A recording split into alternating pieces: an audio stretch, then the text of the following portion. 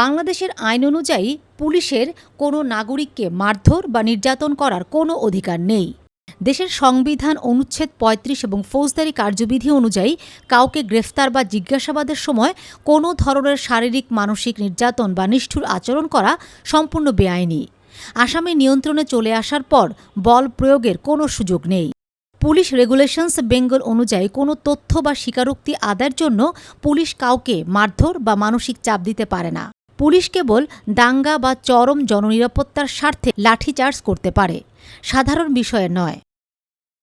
নির্যাতন এবং হেফাজতে মৃত্যু আইন ২০১৩ অনুযায়ী পুলিশের নির্যাতনে কেউ আহত হলে সর্বনিম্ন ৫ বছরের কারাদণ্ড এবং মৃত্যু হলে যাবজ্জীবন কারাদণ্ডের বিধান রয়েছে। ভুক্তভোগী নিজে এবং অন্য কেউ সরাসরি আদালতে এই আইনে মামলা করতে পারেন। এই অপরাধগুলো অজামিনযোগ্য এবং ঘটনার কোনো সাক্ষী না থাকলেও কেবল ভুক্তভোগীর জবানবন্দি আদালতে বড় প্রমাণ হিসাবে গণ্য হবে।